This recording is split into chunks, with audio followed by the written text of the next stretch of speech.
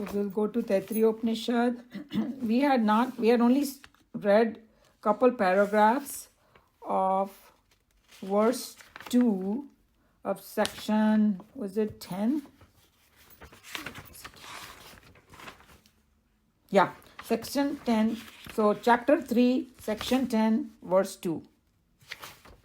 Kshema iti vachi. That was it. And we were in the paragraph which is going to start with applying this technique. So anybody wants to tell the page number?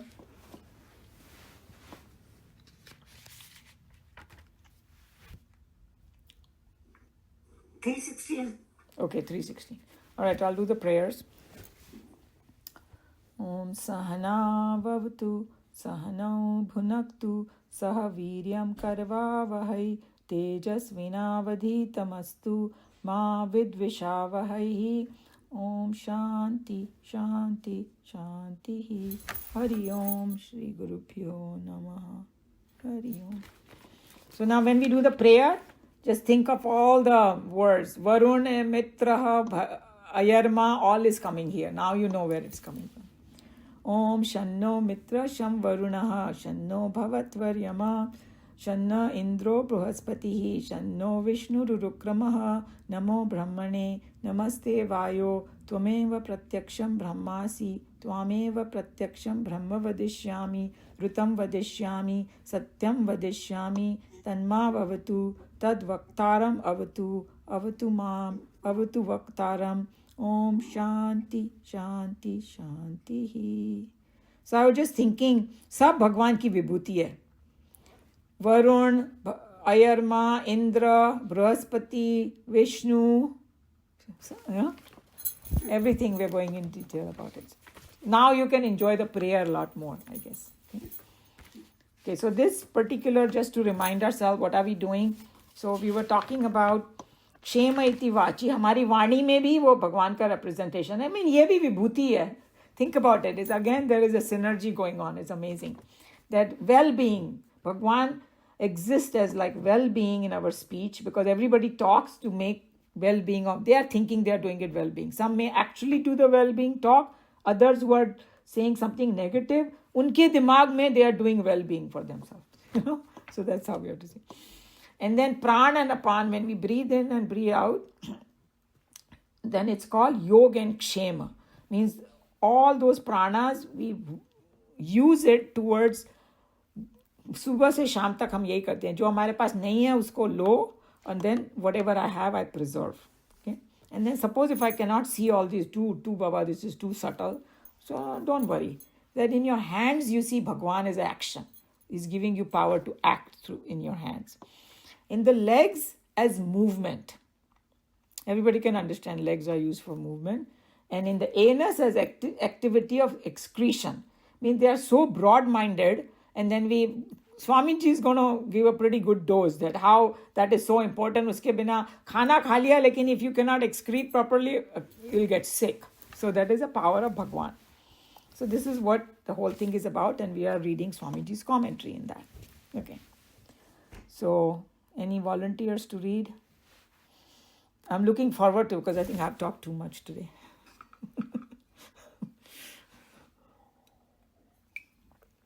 Who's going to read? Naresh, do you want to read? I can do that, Yali. Applying this technique, the teacher instructs the student to recognize the Brahman in speech as well-being. As students, they are ever living in the world of sound. Later on, they are to walk out into the world where they will have to face incessantly the sound of others speaking. Thus, speech is continuous disturbance that always reaches our ears. We get disturbed by speech only when we try to understand its obvious outer meaning. The more we recognize the inner motive of every sound, made from whatever source it be, there is unifying truth that binds them all together into a golden embrace of homogeneity. This common factor is described by a scripture here as Kesma. No. Well-being. Shema. क्षेम, वो जो हिंदी का होता है ना क्षमा वाला क्षमा सबको मालूम है, क्षमा कर दो मुझे. Yes. Yeah, so it's a very subtle thinking. What it is कि कोई भी कुछ आवाज निकालता है ना, चाहे जानवर हो चाहे बेबी हो, उसके पीछे they want to well-being of themselves, right, or the world or whatever. Every sound, even the birds and all that, हम लोग तो ऐਵੇਂ चीखे चिल्ला रहे birds, you go get up in the morning, नहीं, वो लोग communicate कर रहे हैं बाबा एक दूसरे से, कि मुझे खाना लाना है, मुझे ये करना है, उनकी दुनिया है, right? And we saw in the animal world when they want to call each other and all that, those whales and all, they make sound and it reaches miles and miles, I've heard, to hear the other whales hear it. So the more you go deeper, there is a reason why they are doing it, and that reason is called kshema. It's for well-being. This is a way to communicate, is to make some sound. That's why it said shame is in the Vani. Very subtle point is this. And From here, the howling of an innocent child in his mother's lap to the thundering declaration of a politician on his platform, all sounds emerging out of any living throats are all expressions of an attempt at realizing its well-being. The child weeps, seeking its well-being to be gained through some food or with some toy. The criminal and the vulgar becomes noisy with their foul mouths for their own well-being. The scandalmonger talks ill of his neighbors. The deceiver tells a lie. The devotee sings a song. The rishi gives a discourse. All of them are struggling their best to seek their own individual well-being. So everybody understood, right? We don't think of it like that. जो लोग है ना, वो बोलते हैं ना, picketing करते हैं, नारा लगाते हैं जोर जोर से बाहर लगा के, वो लोग भी कुछ वेल-बीइंग चाहते हैं अपने ग्रुप का, right? जो भी क्या बोलते हैं उसको, when they do strikes, जिसको अमेरिका में famous strike, these guys are striking, that guys are striking, वो लोग अपना ग्रुप का वेल-बीइंग चाहते हैं, इसके लिए शोर मचा रहे हैं वहाँ जाके. That's what the thought he's trying to tell us. And he described it beautifully, whether it's a baby or an animal or whoever, well-being. So we understood. Varuna instructs his students to recognize this fundamental factor in all sounds, wherever they are heard. Maybe in a jungle, in the night, when wild animals roar, in the daytime, when the joy-throated birds chirp or chirrup, where the bees buzz, or in society when men and women, young and old, make 1,000 different noises in the marketplace, or in the temples, or in various other walks of life. All of them are in their own way motivated by their own conceptions of their individual well-being. So he described, other things that we can relate to. And, Mumbai में whenever कोई जो ज़्यादा शोर मचता था ना, कोई group वगैरह में, तो बोलते हैं क्या मच्छी बाजार है क्या, like a fish market. Everybody just talking, or like stock market. If you go actual physical, आजकल तो खैर everybody's doing it on phone and all that. At one time they actually used to go visit the stock market. वहाँ पर भी ऐसे एक दूसरे के ऊपर चिल्ला रहे होते हैं लोग. So anything that we do, the whole idea behind that is that well-being. That's how we communicate, by making noise, whichever species we are. So that's what it's talking about. In prana, see Brahman as an acquirer and preserver. Prana is the vitality that functions in the 5 sense organs, which procure for the mind of new impulses for its experience. Yoga is procuring for ourselves that which we have not got in hand at present. Shema is preserving that which is procured. Thus, the term yoga and shema together indicate a progressive growth which is constantly maintained and consistently preserved. It's by the healthy working of the vitalities in us, represented by prana and apana, that yoga and shema are maintained in ourselves. So, in Vedanta or in Sanskrit language and all, the context is very important. So here, shame word को 2 बार use किया हुआ है. Shame आती वाची. It is in the speech, shame. And उसका थोड़ा meaning different बताया है. अगर if you go meditate upon the real meaning, it will come to about the same conclusion. But it requires a little subtle thinking, and you can do that. And here when they say Yog Kshema, because this word Yog Shem go together, and Bhagavad Gita में उन्होंने use किया है 9th chapter में, Yog Shem Vahamyaham. If somebody thinks of me with devotion, I take care of its Yog and Shem. बोलते हैं ना, जैसे parents होते हैं, the baby doesn't have to worry about कल दूध कहाँ से आएगा. Like our teacher used to say, have you ever seen a 2-year-old tell his dad, Dad, you better get up and go to work because you have to bring me food on the table. Hey, Dad is going to worry about that. Mom is going to worry about that. That's the role of Bhagwan, that he takes care of us. That doesn't mean that we have to be lazy. So don't connect that to like that in the wrong way. But we have to do our part, but he will give you everything. So from that perspective, you have to see Yog and Shem is something that I don't have, I want, and something that I have, I should protect, that I want to. Those two activities are by Yoga and Kshema, and that is in our breathing in, breathing out. Prana is actually much deeper than just the Vayu that we take in. We saw Pran, Apan, Vyan, Udan, Saman, right? Panch pranas are part of these pranas. That means the vitality in our body जो हम लोग use करते हैं दुनिया में, वो योग और क्षेम के लिए करते हैं. That's what. उसका पावर का कहाँ से आता है? Brahman. That's what they are talking about. That's the connection of yoga and shame in this. In the hand, see Brahman as the action. Varuna means that if the student finds it difficult to detect and recognize well-being in all talks, or cannot understand the idea of yoga, shema in the main vital expressions of life, then he may more easily direct his meditations upon his own hand. In all hands, though they differ in shape, size, color, and strength, though they are employed in a million different activities, in all of them, the one common truth is that at all times, however employed, all hands are doing or performing actions. Therefore, Brahman, which is common in all forms and names, can be identified as the action in all hands. So that is simple to understand, right? That, hey, he's saying that if Varuna means that if the student finds it difficult to detect and recognize well-being in all talks, or cannot understand the idea of yoga and shame, चलो हाथ देख लो अपने, और इसे किसी का भी हाथ हो, चाहे बड़ा हो, छोटा हो, कमजोर हो, ताकत वाला हो, सब में वो एक्टिविटी करने का स्ट्रेंथ होता है, उसमें भगवान को देखो. That's what he's saying. Brahman, common factor among all. And then we know there was one, I'll tell you, you must be knowing this. As kids, you may have learned or heard it. Karagre vasate Lakshmi, kar madhye Saraswati, कर मूले तू गोविंद, प्रभाते कर दर्शनम. तो वो बोलते हैं कि जब उठो ना तो अपने हाथ को देख के भगवान को देखो उसमें. And what is the meaning? At the tip of my finger, Goddess Lakshmi resides. In the middle hand, Goddess Saraswati, and at the base is Govinda, Vishnu is there. So कोई पूजा करने की, I'm not saying कि मत करो, जाके करो जो भी पूजा करते हो, समझो नहीं कुछ कर रहा हो तो यहाँ पर ही भगवान को देख लो उठने के पहले, हाथ तो हमारे पास है ही.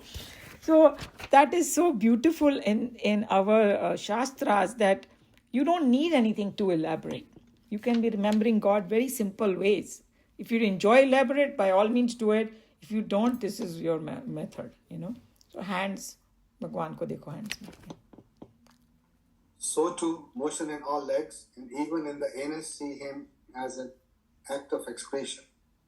One may wonder how the rishis so readily jump from the sublime to the ridiculous. In the Upanishad, this is invariably used as a very effective technique to arrest the wandering attention of the students. This is the main duty of a true teacher. Also, when we are considering the all-pervading divine, we must be able to realize it even in the vulgar and the filthy. Anyone who has some understanding of the physiology will also admit that the action of excretion is as important for sound health as sacred as the activity of swallowing down the food. constipation is a threat to health and ultimately to life. In fact, apana, functioning in the anus, directly determine the activities of the prana on the face. This is an intimate relationship between these two forces working within us. These are the methods of meditation that can be profitability undertaken by a student upon his own individual human personality. So Swamiji explained it beautifully. When he said God is everywhere, somebody will say, hey, God is in filthy bad things also. So now tell them that 3 Upanishad, this verse, we said, excretion में भी भगवान का आता है. And then he explained, scientifically speaking, from the medical doctor and all that, they don't look at it as they look at it as a necessary thing. Hey, is your, bowel movement doing good or not? Because then that will make you sick otherwise. Simple. So, prana and apan, there has to be a balance. You cannot just focus on just one thing because the other side has to balance. The Bhagwan is part of that balance, and this is how. And the other thing that nicely he mentioned is if somebody has a wandering mind, arrest it from every side. There be Bhagwan, at one of the vibhutis, he's going to talk about gambling also when we come to chapter 10. Usme bhi Bhagwan hai, So that's what they are trying to say. I thought it amazing, absolutely. Very, very open, clear, and no doubts, and incredible. Okay, so this is what it is. Today, nobody spoke even a word. Maybe somebody should say something. It's just you and me, Umaji, that's it? Yes, you said it, you read it, right? So others. So any thoughts on because both of vibhutis are going in both the places. So we don't think about, because sometimes, I'm not going to do the next verse today. I will be doing it, but just in a couple minutes we can talk about it. That many of us grew up that, you want to be spiritual, you want to connect to God, go to the mandir, pray and come back and it's done. But here Bhagwan is taking you to every corner of subtle world, gross world, anywhere you see. Firstly, Bhagwan Krishna is saying, meri vibhuti dekho. And यहाँ पर तैत्रियों तो उन्होंने हद ही कर दी. They said, excretion के बारे में भी उन्होंने बोल दिया. So I think it's pretty broad-minded, pretty amazing, if you ask me. I don't know how all of you feel about that, studying this Upanishad. Because we used to always wonder, Upanishads में है क्या? नाम तो बहुत सुना है Upanishad, मगर actually में है क्या? Now we are getting some idea. So.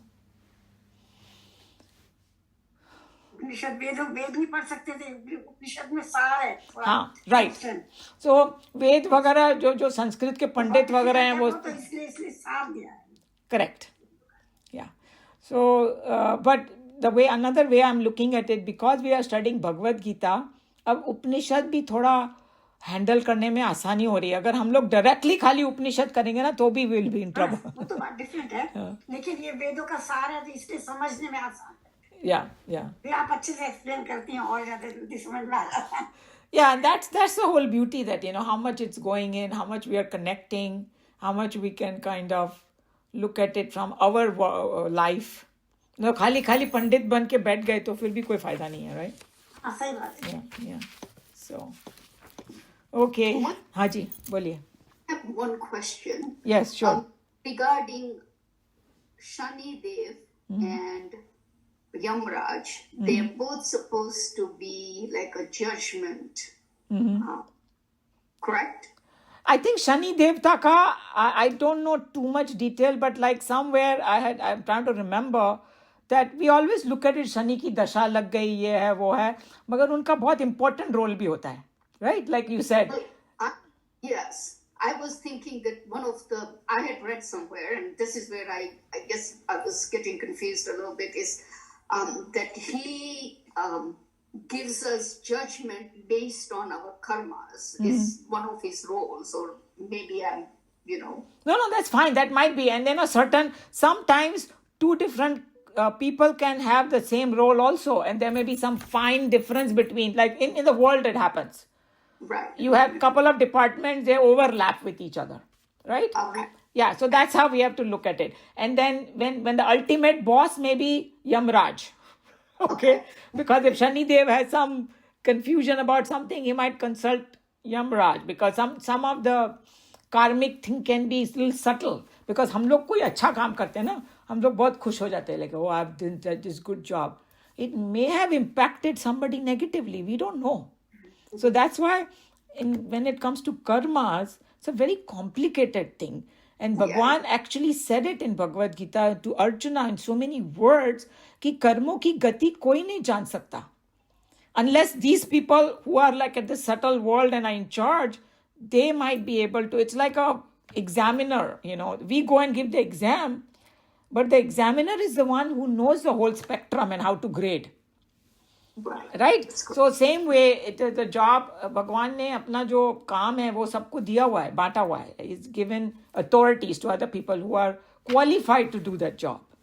So Shani Devta, Ayarma, all these are like colleagues with each other, Got it. And then when it comes to judgment thing, it is a very fair thing, right? That's why they say that whatever my life is today, it is because of my own karma. I cannot blame anybody. I cannot say, oh, I'm unfortunate, or that person is very fortunate. He's so lucky. That word lucky doesn't work in Vedanta. I say, no, you getting what you deserve. Right? Yes. And we may have done things that we don't know about in previous lives. We don't remember what we have done in our previous lives. Sometimes I'm a very good person. I don't hurt anybody. Why this bad thing is happening to me? Hey, if you learn Vedanta, this is not the only life. This is just a little dot in that whole line. You have millions of dots. And so just accept it with grace. It's a difficult thing to do. But I think once you learn Vedanta, if you do a little bit of reflection, you get a little bit of peace. Okay, I can't blame anybody. It's my doing only, So I think Shani Devta is, if you say judgment, I'm not surprised about that. Yeah. Okay. Thank you. Yeah. Any other question, comment? No? So then we'll close early today. And we'll catch up next time, okay? So I will close over here. Om Sarve Bhavantu Sukhinah Sarve Santu Niramaya Sarve Bhadrani Pashyantu Ma Kaschit Dukha Bhag Bhavet. Hari Om Shri Guru Pyo Namaha. Hari Om, everyone. Hari Om. Hari Om. See you next time. Hari Om.